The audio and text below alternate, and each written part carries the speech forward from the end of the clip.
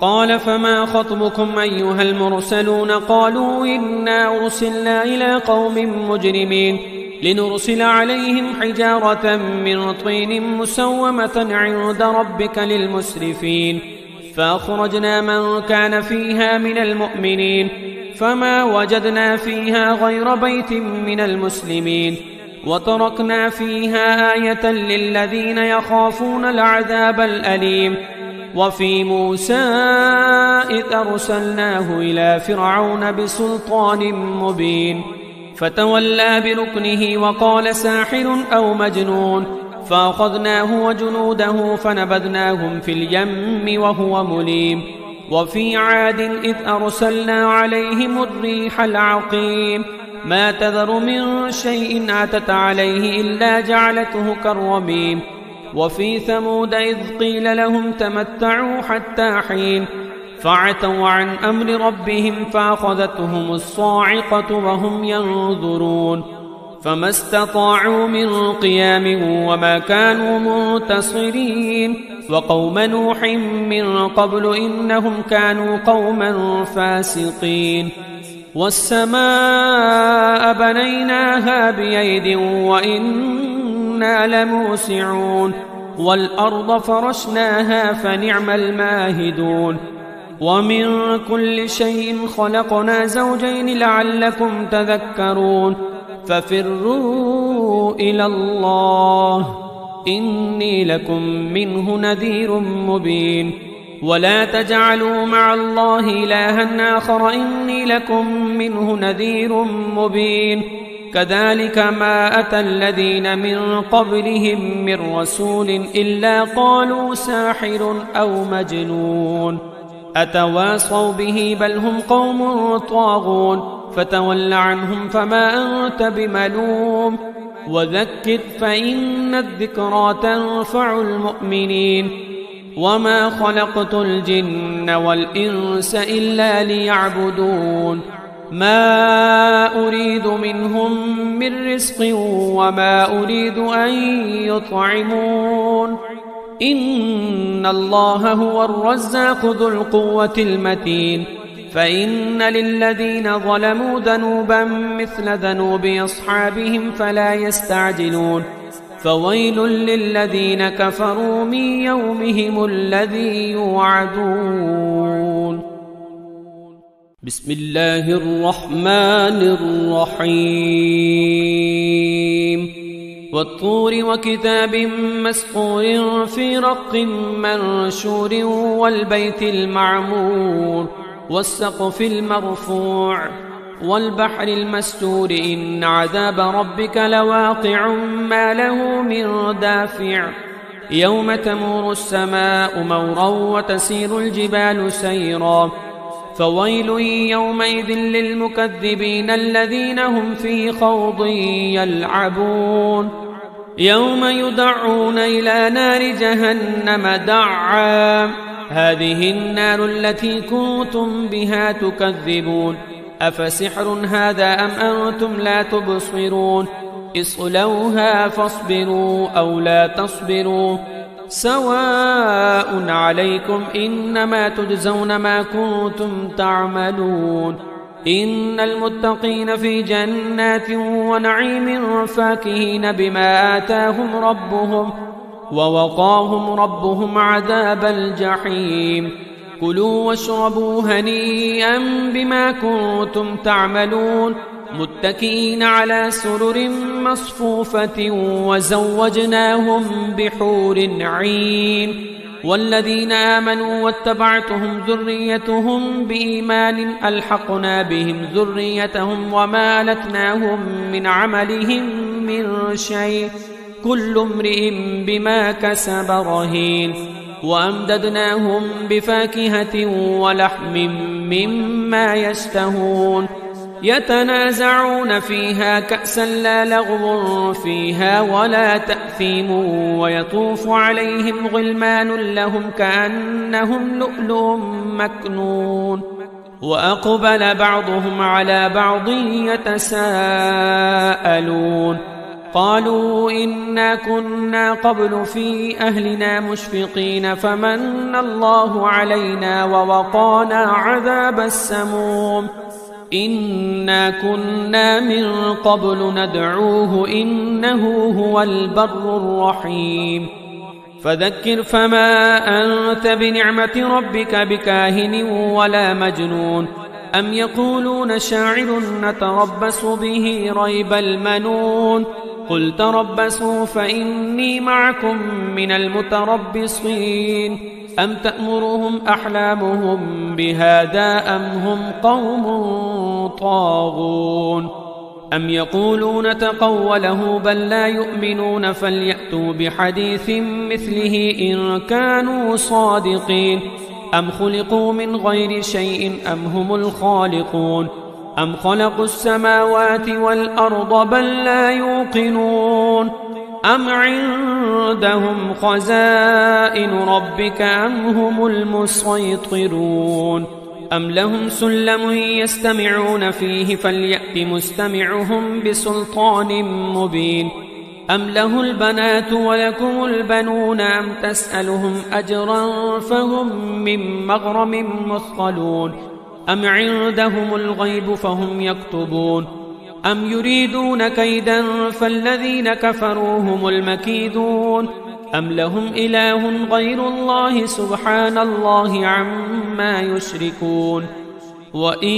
يروا كسفا من السماء ساقطا يقولوا سحاب مركوم فذرهم حتى يلاقوا يومهم الذي فيه يصعقون يوم لا يغني عنهم كيدهم شيئا ولا هم ينصرون وإن للذين ظلموا عذابا دون ذلك ولكن أكثرهم لا يعلمون واصبر لحكم ربك فإنك بأعيننا وسبح بحمد ربك حين تقوم ومن الليل فسبحه وإدبار النجوم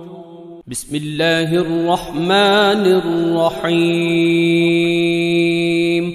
والنجم إذا هوى ما ضل صاحبكم وما غوى وما ينطق عن الهوى إن هو إلا وحي يوحى علمه شديد القوى ذو مرة فاستوى وهو بالأفق الأعلى ثم دنا فتدلى فكان قاب قوسين أو أدنى فأوحى إلى عبده ما أوحى ما كذب الفؤاد ما رأى فتمارونه على ما يرى ولقد رآه نزلة أخرى عند سدرة المنتهى عندها جنة المأوى إذ يغشى السدرة ما يغشى ما زاغ البصر وما طغى لقد رأى من آيات ربه الكبرى أفرأيتم اللات والعزى ومناة الثالثة الأخرى ألكم الذكر وله الأنثى تلك إذا قسمة ضيزى إن هي إلا أسماء سميتموها أنتم وآباؤكم ما أنزل الله بها من سلطان إن يتبعون إلا الظن وما تهوى الأنفس ولقد جاءهم من ربهم الهدى أم للإنسان ما تمنى فلله الآخرة والأولى وكم من ملك في السماوات لا تغني شفاعتهم شيئا إلا من بعد أن يأذن الله لمن يشاء ويرضى إن الذين لا يؤمنون بالآخرة ليسمون الملائكة تسمية الأنثى وما لهم به من علم إن يتبعون إلا الظن وإن الظن لا يغني من الحق شيئا فأعرض عمن تولى عن ذكرنا ولم يرد إلا الحياة الدنيا ذلك مبلغهم من العلم إن ربك هو أعلم بمن ضل عن سبيله وهو أعلم بمن اهتدى ولله ما في السماوات وما في الأرض ليجزي الذين أساءوا بما عملوا ويجزي الذين أحسنوا بالحسنى الذين يجتنبون كبائر الإثم والفواحش إلا اللمم إن ربك واسع المغفرة هو أعلم بكم إذ أنشأكم من الأرض وإذ أنتم أجنة في بطون أمهاتكم فلا تزكوا أنفسكم هو أعلم بمن اتقى أفرأيت الذي تولى وأعطى قليلا وأكدى عنده علم الغيب فهو يرى أم لم ينبأ بما في صحف موسى وإبراهيم الذي وفى ألا تزر وازرة وزر أخرى وأن ليس للإنسان إلا ما سعى وأن سعيه سوف يرى ثم يجزاه الجزاء الأوفى وأن إلى ربك المنتهى وأنه هو أضحك وأبكى وأنه هو أمات وأحيا وأنه خلق الزوجين الذكر والأنثى من نطفة إذا تمنى وأن عليه النشأة الأخرى وأنه هو أغنى وأقنى وأنه هو رب الشعرى وأنه أهلك عادا الأولى وثمود فما أبقى وقوم نوح من قبل إنهم كانوا هم أظلم وأطغى والمؤتفكة أهوى فوشاها ما وشى فبأي آلاء ربك تتمارى هذا نذير من النذر الأولى أزفت الآزفة ليس لها من دون الله كاشفة أفمن هذا الحديث تعجبون وتضحكون ولا تبكون وأنتم سامدون فاسجدوا لله واعبدوا بسم الله الرحمن الرحيم اقتربت الساعة وانشق القمر وإن يروا آية يعرضوا ويقولوا سحر مستمر وكذبوا واتبعوا أهواءهم كل أمر مستقر ولقد جاءهم من الأنباء ما فيه مزدجر حكمة بالغة فما تغني النذر فتول عنهم يوم يدعو الداعي إلى شيء نكر خش عن أبصارهم يخرجون من الأجداث كأنهم جراد منتشر مهطعين إلى الداعي يقول الكافرون هذا يوم عسر كذبت قبلهم قوم نوح فكذبوا عبدنا وقالوا مجنون وازدجر فدعا ربه أني مغلوب فانتصر ففتحنا أبواب السماء بماء منهمر وفجرنا الأرض عيونا فالتقى الماء على أمر قد قدر وحملناه على ذات ألواح ودسر تجري بأعيننا جزاء لمن كان كفر ولقد تركناها آية فهل من مدكر فكيف كان عذابي ونذر ولقد يسرنا القرآن للذكر فهل من مدكر كذبت عاد فكيف كان عذابي ونذر إنا أرسلنا عليهم ريحا صرصرا في يوم نحس مستمر تنزع الناس كأنهم أعجاز نخل منقعر فكيف كان عذابي ونذر ولقد يسرنا القرآن للذكر فهل من مدكر كذبت ثمود بالنذر فقالوا وبشرا منا واحدا نتبعه إنا إذا لفي ضلال وسعر ألقي الذكر عليه من بيننا بل هو كذاب أشر سيعلمون غدا من الكذاب الأشر إنا مرسل الناقة فتنة لهم فارتقبهم واصطبر ونبئهم أن الماء قسمة بينهم كل شرب محتضر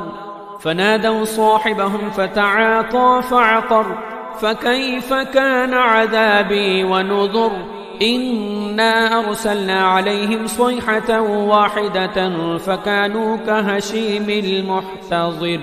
ولقد يسرنا القرآن للذكر فهل من مدكر كذبت قوم لوط بالنذر إنا أرسلنا عليهم حاصبا إلا آل لوط نجيناهم بسحر نعمة من عندنا كذلك نجزي من شكر ولقد أنذرهم بطشتنا فتماروا بالنذر ولقد رابدوه عن ضيفه فطمسنا أعينهم فذوقوا عذابي ونذر ولقد صبحهم بكرة عذاب مستقر فذوقوا عذابي ونذر ولقد يسرنا القرآن للذكر فهل من مدكر ولقد جاء آل فرعون النذر كذبوا بآياتنا كلها فأخذناهم أخذ عزيز مقتدر أكفاركم خير من أولئكم أم لكم براءة في الزبر أم يقولون نحن جميع منتصر سيهزم الجمع ويولون الدبر بل الساعة موعدهم والساعة أدهى وأمر إن المجرمين في ضلال وسعر يوم يسحبون في النار على وجوههم ذوقوا مس سقر إنا كل شيء خلقناه بقدر وما أمرنا إلا واحدة كلمح بالبصر ولقد أهلكنا أشياعكم فهل من مدكر وكل شيء فعلوه في الزبر وكل صغير وكبير مستطر إن المتقين في جنات ونهر في مقعد صدق عند مليك مقتدر بسم الله الرحمن الرحيم الرحمن علم القرآن خلق الإنسان علمه البيان الشمس والقمر بحسبان والنجم والشجر يسجدان والسماء رفعها ووضع الميزان ألا تطغوا في الميزان وأقيموا الوزن بالقسط ولا تخسروا الميزان والأرض وضعها للأنام فيها فاكهة والنخل ذات الأكمام والحب ذو العصف والريحان فبأي آلاء ربكما تكذبان خلق الإنسان من صلصال كالفخار وخلق الجان من مارج من نار فبأي آلاء ربكما تكذبان رب المشرقين ورب المغربين فبأي آلاء ربكما تكذبان مرج البحرين يلتقيان بينهما برزخ لا يبغيان فبأي آلاء ربكما تكذبان يخرج منهما اللؤلؤ والمرجان فبأي آلاء ربكما تكذبان وله الجوار المنشآت في البحر كالأعلام فبأي آلاء ربكما تكذبان كل من عليها فان ويبقى وجه ربك ذو الجلال والإكرام فبأي آلاء ربكما تكذبان يسأله من في السماوات والأرض كل يوم هو في شأن فبأي آلاء ربكما تكذبان سنفرغ لكم أيها الثقلان فبأي آلاء ربكما تكذبان يا معشر الجن والإنس إن استطعتم أن تنفذوا من أقطار السماوات والأرض فانفذوا لا تنفذون إلا بسلطان فبأي آلاء ربكما تكذبان يرسل عليكما شواظ من نار ونحاس فلا تنتصران فبأي آلاء ربكما تكذبان فإذا انشقت السماء فكانت وردة كالدهان فبأي آلاء ربكما تكذبان فيومئذ لا يسأل عن ذنبه إنس ولا جان فبأي آلاء ربكما تكذبان يعرف المجرمون بسيماهم فيؤخذ بالنواصي والأقدام فبأي آلاء ربكما تكذبان هذه جهنم التي يكذب بها المجرمون يطوفون بينها وبين حميم آن فبأي آلاء ربكما تكذبان ولمن خاف مقام ربه جنتان فبأي آلاء ربكما تكذبان ذواتا أفنان فبأي آلاء ربكما تكذبان فيهما عينان تجريان فبأي آلاء ربكما تكذبان فيهما من كل فاكهة زوجان فبأي آلاء ربكما تكذبان متكئين على فرش بطائنها من استبرق وجنى الجنتين دان فبأي آلاء ربكما تكذبان فيهن قاصرات الطرف لم يطمثهن إنس قبلهم ولا جان فبأي آلاء ربكما تكذبان كأنهن الياقوت والمرجان فبأي آلاء ربكما تكذبان هل جزاء الإحسان إلا الإحسان فبأي آلاء ربكما تكذبان ومن دونهما جنتان فبأي آلاء ربكما تكذبان مدهامتان فبأي آلاء ربكما تكذبان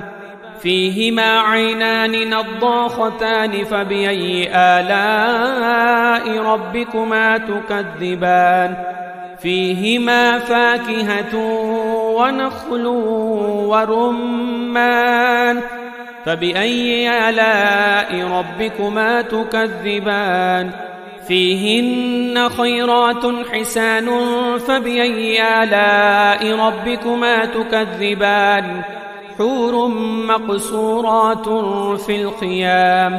فبأي آلاء ربكما تكذبان لم يطمثهن إنس قبلهم ولا جان فبأي آلاء ربكما تكذبان متكئين على رفرف خضر وعبقري حسان فبأي آلاء ربكما تكذبان تبارك اسم ربك ذي الجلال والإكرام بسم الله الرحمن الرحيم إذا وقعت الواقعة ليس لوقعتها كاذبة خافضة رافعة إذا رجت الأرض رجا وبست الجبال بسا فكانت هباء منبثا وكنتم أزواجا ثلاثة فأصحاب الميمنة ما أصحاب الميمنة وأصحاب المشأمة ما أصحاب المشأمة والسابقون السابقون أولئك المقربون في جنات النعيم ثلة من الأولين وقليل من الآخرين على سرر موضونة متكئين عليها متقابلين يطوف عليهم ولدان مخلدون بأكواب وأباريق وكأس من معين لا يصدعون عنها ولا ينزفون وفاكهة مما يتخيرون ولحم طير مما يشتهون وحور عين كأمثال اللؤلؤ المكنون جزاء بما كانوا يعملون لا يسمعون فيها لغوا ولا تأثيما إلا قيلا سلاما سلاما وأصحاب اليمين ما أصحاب اليمين في سدر مخضود وطلح منضود وظل ممدود وماء مسكوب وفاكهة كثيرة لا مقطوعة ولا ممنوعة وفرش مرفوعة إنا أنشأناهن إنشاء فجعلناهن أبكارا عربا أترابا لأصحاب اليمين ثلة من الأولين وثلة من الآخرين وأصحاب الشمال ما أصحاب الشمال في سموم وحميم وظل من يحموم لا بارد ولا كريم إنهم كانوا قبل ذلك مترفين وكانوا يصرون على الحنث العظيم وكانوا يقولون أئذا متنا وكنا ترابا وعظاما أئنا لمبعوثون أو آباؤنا الأولون قل إن الأولين والآخرين لمجموعون إلى ميقات يوم معلوم ثم إنكم أيها الضالون المكذبون لآكلون من شجر من زقوم فمالئون منها البطون فشاربون عليه من الحميم فشاربون شرب الهيم هذا نزلهم يوم الدين نحن خلقناكم فلولا تصدقون أفرأيتم ما تمنون أأنتم تخلقونه أم نحن الخالقون نحن قدرنا بينكم الموت وما نحن بمسبوقين على أن نبدل أمثالكم وننشئكم فيما لا تعلمون ولقد علمتم النشأة الأولى فلولا تذكرون أفرأيتم ما تحرثون أأنتم تزرعونه أم نحن الزارعون لو نشاء لجعلناه حطاما فظلتم تفكهون إنا لمغرمون بل نحن محرومون أفرأيتم الماء الذي تشربون أأنتم أنزلتموه من المزن أم نحن المنزلون لو نشاء جعلناه أجاجا فلولا تشكرون أفرأيتم النار التي تورون أأنتم أنشأتم شجرتها أم نحن المنشئون نحن جعلناها تذكرة ومتاعا للمقوين فسبح باسم ربك العظيم فلا أقسم بمواقع النجوم وإنه لقسم لو تعلمون عظيم إنه لقرآن كريم في كتاب مكنون لا يمسه إلا المطهرون تنزيل من رب العالمين أفبهذا الحديث أنتم مدهنون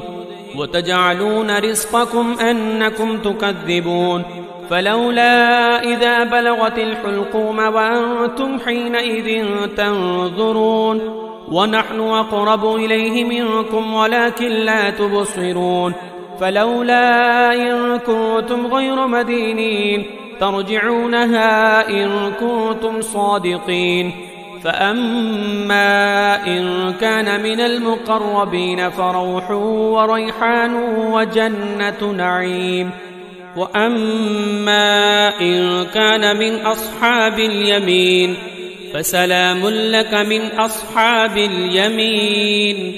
وأما إن كان من المكذبين الضالين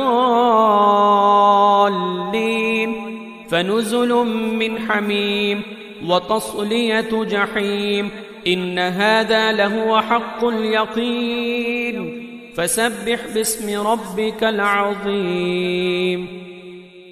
بسم الله الرحمن الرحيم.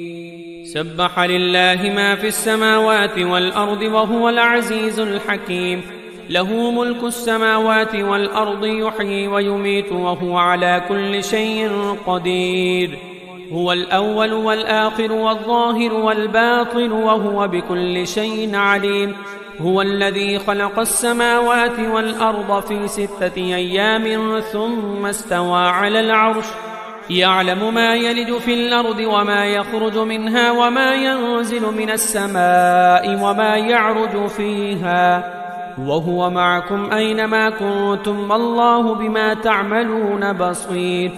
له ملك السماوات والأرض وإلى الله ترجع الأمور. يولج الليل في النهار ويولج النهار في الليل وهو عليم بذات الصدور. آمنوا بالله ورسوله وأنفقوا مما جعلكم مستخلفين فيه. فالذين آمنوا منكم وأنفقوا لهم أجر كبير. وما لكم لا تؤمنون بالله والرسول يدعوكم لتؤمنوا بربكم وقد أخذ ميثاقكم إن كنتم مؤمنين. هو الذي ينزل على عبده آيات بينات ليخرجكم من الظلمات إلى النور وإن الله بكم لرؤوف رحيم. وما لكم ألا تنفقوا في سبيل الله ولله ميراث السماوات والأرض لا يستوي منكم من أنفق من قبل الفتح وقاتل أولئك أعظم درجة من الذين أنفقوا من بعد وقاتلوا وكلا وعد الله الحسنى والله بما تعملون خبير.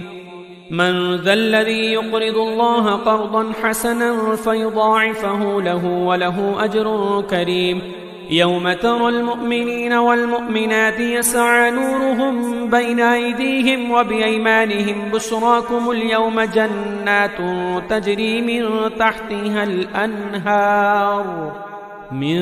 تحتها الأنهار خالدين فيها ذلك هو الفوز العظيم. يوم يقول المنافقون والمنافقات للذين آمنوا انظرونا نقتبس من نوركم قيل ارجعوا وراءكم فالتمسوا نورا فضرب بينهم بسور له باب باطنه فيه الرحمة وظاهره من قبله العذاب. ينادونهم ألم نكن معكم قالوا بلى ولكنكم فتنتم أنفسكم وتربصتم وارتبتم وغرتكم الأماني حتى جاء أمر الله وغركم بالله الغرور. فاليوم لا يؤخذ منكم فدية ولا من الذين كفروا مأواكم النار هي مولاكم وبئس المصير. ألم يأن للذين آمنوا أن تخشع قلوبهم لذكر الله وما نزل من الحق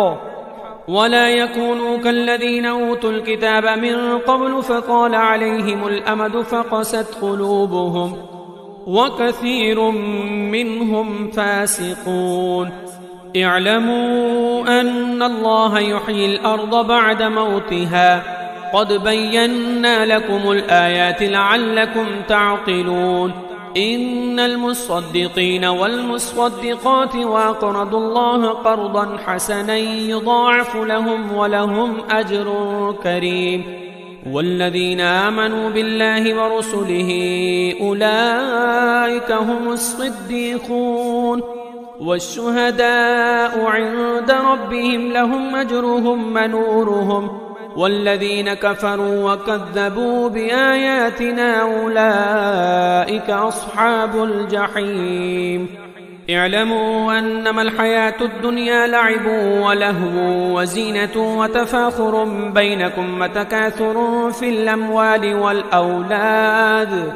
كمثل غيث أعجب الكفار نباته ثم يهيج فتراه مصفرا ثم يكون حطاما وفي الآخرة عذاب شديد ومغفرة من الله ورضوان وما الحياة الدنيا إلا متاع الغرور سابقوا إلى مغفرة من ربكم وجنة عرضها كعرض السماء والأرض أعدت للذين آمنوا بالله ورسله ذلك فضل الله يؤتيه من يشاء والله ذو الفضل العظيم ما أصاب من مصيبة في الأرض ولا في أنفسكم إلا في كتاب من قبل أن نبرأها إن ذلك على الله يسير لكي لا تأسوا على ما فاتكم ولا تفرحوا بما آتاكم والله لا يحب كل مختال فخور الذين يبخلون ويأمرون الناس بالبخل ومن يتول فإن الله هو الغني الحميد لقد أرسلنا رسلنا بالبينات وأنزلنا معهم الكتاب والميزان ليقوم الناس بالقسط وأنزلنا الحديد فيه بأس شديد ومنافع للناس وليعلم الله من ينصره ورسله بالغيب إن الله قوي عزيز ولقد أرسلنا نوحا وإبراهيم وجعلنا في ذريتهما النبوة والكتاب فمنهم مهتد وكثير منهم فاسقون ثم قفينا على آثارهم برسلنا وقفينا بعيسى بن مريم وآتيناه الإنجيل وجعلنا في قلوب الذين اتبعوه رأفة ورحمة ورهبانية ابتدعوها ما كتبناها عليهم إلا ابتغاء رضوان الله فما رعوها حق رعايتها فآتينا الذين آمنوا منهم أجرهم وكثير منهم فاسقون يا أيها الذين آمنوا اتقوا الله وآمنوا برسوله يؤتكم كفلين من رحمته ويجعل لكم نورا تمشون به ويغفر لكم والله غفور رحيم لئلا يعلم أهل الكتاب ألا يقدرون على شيء من فضل الله وأن الفضل بيد الله يؤتيه من يشاء والله ذو الفضل العظيم